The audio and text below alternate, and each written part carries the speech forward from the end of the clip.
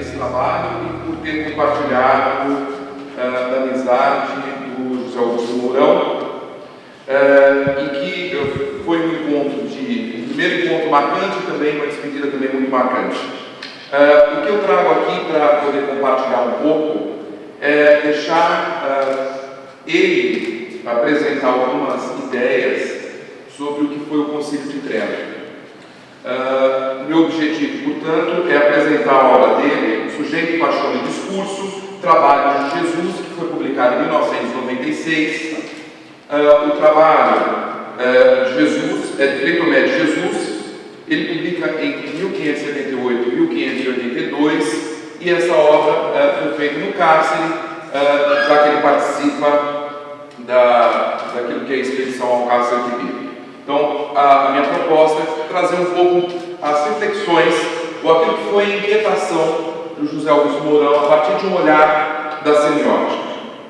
Frei Tomé de Jesus nasceu na cidade de Lisboa entre 1529 e 1530. Estudou no colégio de Nossa Senhora da Graça em Coimbra e foi aluno de Frei Luís Montoya. Em 1544, professor na Congregação dos Eremitas de São Agostinho, no colégio de Nossa Senhora da Graça em Lisboa. O convento colégio dos agostinianos ocupava uma das colinas das mediações do Castelo de São Jorge, sendo a igreja edificada entre 1556 e 1565, por iniciativa de Frei Luís Montoya, contando com o apoio de Frei Tomé de Jesus. O Papa Alexandre IV confirmou, por meio da bula Licet Ecclesiae Catholicae, de 9 de abril de 1256, a Ordem dos Eremitas de Santo Agostinho, que tinha como regra a vida da comunidade completa, entre aspas, de comunhão, de unidade, ideal e de costumes, fecha aspas, marcado pelo espírito de sabedoria e moderação. Nos idos de 1291, o Papa Nicolau IV faz concessão de privilégios aos religiosos que receberam uma nova casa na região da Graça, em Lisboa. Nas primeiras décadas do século XVI, a ordem religiosa estava passando por alterações, tendo sido enviada para realizar a reforma da província portuguesa Frei Francisco de Vilafranca e Frei Luís Montoya, os quais tinham como meta a defesa da vida comunitária e a formação religiosa pautada pela renovação espiritual e cultural. Nesse momento, tinha início o Concílio de Trento, convocado pelo Papa Paulo III, com o objetivo de criar bases sólidas para a unidade da fé, que sofria abalos mediante o movimento da reforma protestante e que a gente tem visto aí, nas apresentações a amplitude que o assunto apresenta. Além disso, era preciso dar uma coesão maior ao corpo da Igreja, estabelecendo regulações para a vida eclesiástica. Os debates foram tensos e marcados por divergências políticas e religiosas que ocasionaram duas interrupções, como já foi dito. A primeira fase ocorreu de 1545 a 48, quando foram promulgados os decretos referentes à Sagrada Escritura, tradição, pecado original e os 7 mandamentos, além de outros decretos que visavam adequar a conduta dos religiosos à nova proposta da Igreja. A segunda etapa aconteceu entre 1551 e 1552, sob controle do Papa Júlio III, momento em que foram debatidas e aprovadas novas reformas, principalmente no que dizia respeito à transubstanciação, à penitência e à extremunção. Depois da segunda interrupção, o concílio foi retomado em 1562, durando até 1563. Nesta fase, o Papa Pio IV, que estava à frente da Igreja, buscou a aproximação com os príncipes protestantes, a fim de estabelecer as modificações doutrinais que foram apresentadas nos decretos tridentinos. O Concílio de Trento, em linhas gerais, afirmou o posicionamento da Igreja perante os ataques que esta vinha sofrendo, confirmou os dogmas católicos, a fé, a tradição, a salvação, a interpretação da Bíblia, os sacramentos, enfatizou o papel da Igreja junto à educação e as atividades assistenciais como decorrência das práticas de caridade. Definiu a reforma da disciplina dentro do quadro eclesiástico, estruturando a formação dos seminários, visando a criar uma nova conduta para o clero. Essas ações revelavam uma reformulação que buscava sistematizar a posição da instituição perante a sociedade, num claro sinal de reconquista das posições perdidas com o avanço do protestantismo. Nesse cenário, Frei Tomé de Jesus destacou-se por um comportamento exemplar, marcado pela oração e pelos exercícios espirituais, e logo foi nomeado mestre dos noviços na congregação dos Eremitas de Santo Agostinho. A sua conduta comedida, assim como seus exemplos de abnegação, fizeram que ele conquistasse rapidamente notoriedade em Portugal. Naqueles idos, a devoção revelava a necessidade de definir novas práticas religiosas que atendessem ao desejo de transformação imediata, norteando uma vida simples, que a obra de Thomas Kempis, La Imitação de Jesus Cristo, enfatizava ao destacar da caridade, assim modelo para o homem, modelo que parece ter sido seguido por Frei Tomás de Jesus. Manteve uma sólida amizade com o frei religioso dominicano Frei Luiz Granada, com quem compartilhava suas reflexões espirituais. A proximidade dos dois religiosos fez que Frei Tomé de Jesus tivesse contato com um livro de orações e meditação redigido por Frei Luiz Granada, que era marcado pelo um elevado valor espiritual, defendendo a necessidade do trabalho contínuo para afastar os homens dos vícios e conduzi-los à própria salvação. A fama de Frei Tomé de Jesus fez que este fosse convidado a acompanhar Dom Sebastião na sua campanha no norte da África. Em janeiro de 1568, Dom Sebastião assumiu o trono português, contando com 14 anos de idade. O jovem rei guerreiro teve como principal objetivo do seu governo a reconquista das concessões perdidas no território norte-africano. O projeto já fazia parte dos planos de expansão da fé cristã de Dom João III, e almejado por muitos que desejavam a conquista da região pelos interesses econômicos que esta oferecia. O rei, Dom Sebastião, entendia que era responsável pela salvação de Portugal e que o povo e Deus estavam ao seu lado. Em 24 de junho de 1578, após 10 dias de mau tempo, partiram as embarcações portuguesas com destino à África, numa empresa sensata e arriscada, passando por Lagos e Cadiz. Tendo como objetivo tomar Larache, o rei desembarcou a 17 de julho em Tangier, seguindo por terra. Em 4 de agosto, o exército lusitano foi atacado e massacrado pelas forças marroquinas. Batalha que lançou por terra os ideais de reconquista e de autonomia portuguesa, que agora se envia diante do problema da sucessão de uma grave crise financeira oriunda da malfadada expedição. A derrota das tropas portuguesas fez que Frei Tomás de Jesus, ferido e feito prisioneiro em Alcácer de Quibir, sendo conduzido à prisão. Sendo feito prisioneiro em Alcácer de Quibir, foi conduzido à prisão, vindo a falecer em 17 de abril de 1582. Primeiramente, o religioso foi feito escravo de um líder religioso muçulmano, passando em seguida, ainda como cativo, para a vila de Sagena, onde havia um número expressivo de cristãos, o que fez que ele passasse a pregar no cárcere. No decorrer do seu confinamento, Frei José Tomé de Jesus escreveu a obra Trabalhos de Jesus, sem consultar nenhuma obra. No texto, o autor reconstrói, de forma imaginária, os padecimentos de Cristo, Trabalhos de Jesus, bem como passagens da vida de Cristo, marcado por exercícios espirituais e muitas provações. A elaboração da obra visava a dar um conforto aos prisioneiros na nefasta campanha de Dom Sebastião. A dor que todos compartilhavam os unia e se assemelhava parcialmente àquela que Cristo tivera. Na sua obra, o Trabalho de Jesus, dividido em 2 partes, foi publicada após a sua morte. A primeira veio a público em 1601 e a segunda em 1609. O texto realiza uma exposição sobre o sofrimento de Cristo no decorrer da sua vida, descritos de forma emocional por Frei Tomé de Jesus. O cativeiro do religioso condicionara, em parte, o exemplo do padecer, virtude a ser perseguida. Era preciso reviver os trabalhos de Jesus, como uma forma de compreender a verdadeira condição humana. A dor da prisão purificava o espírito do religioso que vibrou ao escrever o texto, ressaltando que a inspiração divina lhe tomara por completo.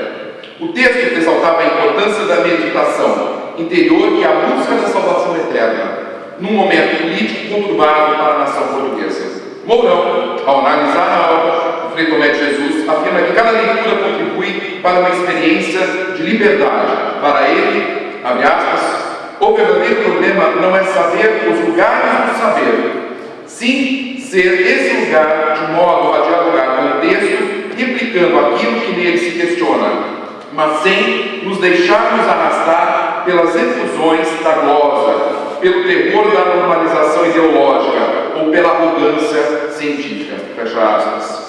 Demonstrando conhecimento aprofundado do subjetivismo de Frei Tomé de Jesus, Mourão discutiu a problemática da modernização do mundo, tanto no que diz respeito à produção textual, como na recepção, considerando o texto de uma época e suas implicações sociais, ideológicas e teológicas. Para o estudioso, chama a atenção na obra de Tomé de Jesus, são as proposições de mundo ou os modos possíveis de estar no mundo, aberto por um texto. Um olhar para si, de forma reflexiva, faz parte do processo que conduz à percepção do outro. O Concílio de Trento abriu espaço para debater e compreender os modos possíveis de estar no mundo, entendendo que a pluralidade fazia parte da nova dinâmica de um mundo que se conhecia e se reconhecia paulatinamente. Mourão defendia que, por meio da semiótica, era possível uma, abre aspas, explicação sistemática das condições de funcionamento de um transcendental, não a priori, mas reconstruído a partir do funcionamento da linguagem, fecha aspas. Segundo ele, a obra do Comédia de Jesus deveria ser vista como um texto que faz a, entre aspas, religação dentro de um grupo, sendo preciso conversar, comunicar e tratar. Para Mourão, o que funda a interlocução do texto é, abre aspas, crer implícito em todo o texto, fecha aspas.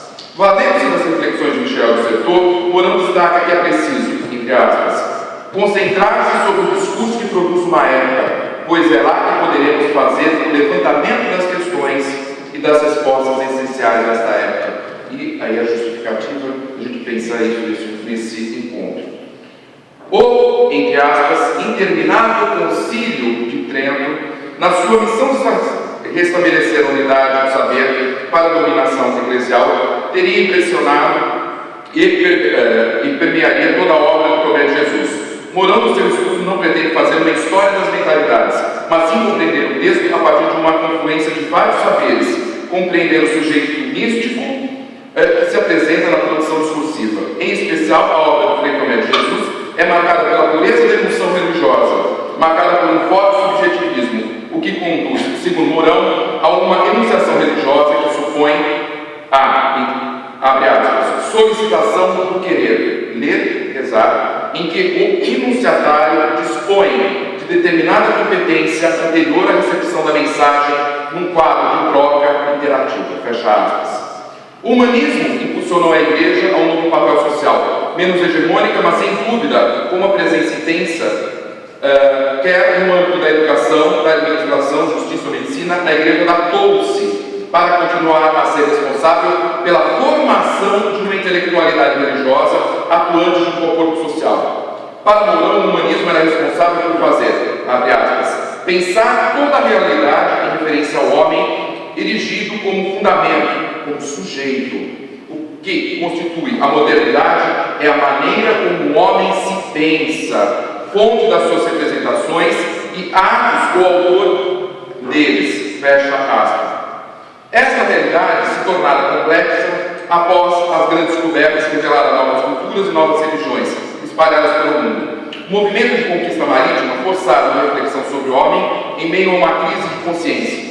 Por decorrência, o período subsequente ao Concílio de Trento é um momento de reordenamento das proposições da Igreja Católica. Era preciso dar uma nova compreensão para a linguagem do sagrado, que fora do contexto de adoração, ficaria, entre aspas, incompreensível e insensato. Nesse sentido, conforme Mourão, a obra do trabalho de Jesus pode ser compreendida como um triplo testemunho de um período histórico perturbado pela reforma, o da antropologia dualista e o de sistematicamente desconfiar das paixões. Fecha aspas. O texto moderniza o universo do homem do século XVI e apresenta de fato um compêndio de reflexões e de exercícios práticos que deveriam ser imitados pelos leitores. A obra almejava sensibilizar por meio de uma construção discursiva cênica, marcada por elementos de sofrimento. A dimensão humana era mais sensível na medida em que se apelava para o sentimento de morrer. Refletir sobre a vida era pensar a morte. Desta forma, era preciso fazer uma moralização das paixões, empreendendo uma avaliação individual do novo quadro cultural que se apresentava.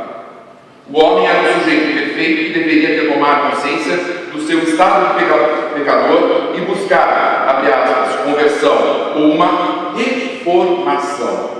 Dever-se estudar as manifestações e os mecanismos vitais da existência cristã.